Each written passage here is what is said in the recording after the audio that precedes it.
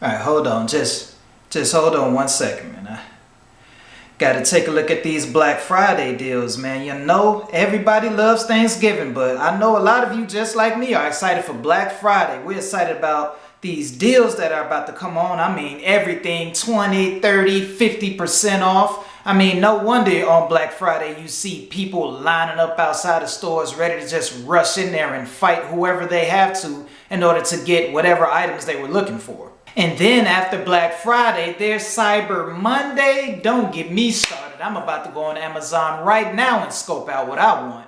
And speaking of finding deals, what if I told you that there was actually a time where you can find real estate at Black Friday like deals? That's right. What if I told you there was a time where you can buy a home maybe 5 or 10% discounted off the price? Even more, what if I told you that that time is pretty much here right now? That's right. Where are all my potential home buyers and all the real estate investors who said they wanted to wait until home prices drop before they bought something? Well, your time is now. Let me break down for you why the months of December and January are the best time to find deals and discounted prices on real estate, and especially in 2022. And while you're at it, don't forget to smash that like and that subscribe button and let me know in the comments what real estate topics you want me to cover in the future. First off, let me explain why I think now is a great time to buy real estate at a discount.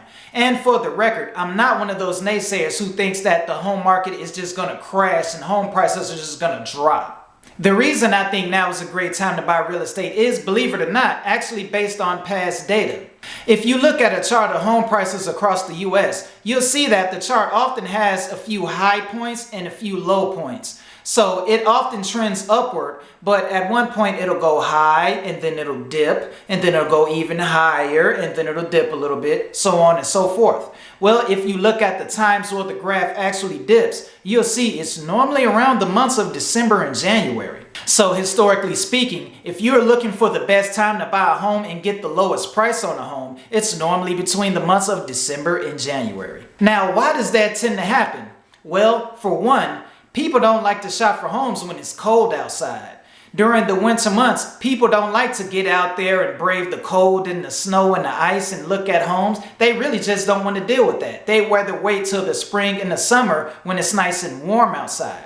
Also, people do not like to move during the cold winter months for the exact same reason. It's just more tedious and they don't want to unless they absolutely have to. This slows down buyer demand for real estate, which also lowers the price. Another reason people don't like moving during the winter time is because the winter time is normally right during the middle of their children's school year. And no parent wants to just uproot their child during the middle of the school year unless they absolutely have to. They'd rather wait till the end of a school year, which happens during the spring and the summer months. Combine all that and once again you'll have lower buyer demand, which leads to lower home prices. This means that the smart and savvy buyer can take advantage of this situation because there isn't as much buyer demand, which means there isn't as much buyer competition. You don't have to deal with multiple offers as much, and you can once again get a home at a discount. To further emphasize what's going on, let's take a look at this graph of home prices in the Chicagoland area. Now, as you can see, ever since July, home prices have been steadily dropping, and they're also trending toward being lower during the months of December and January, just as they have been once again in previous years.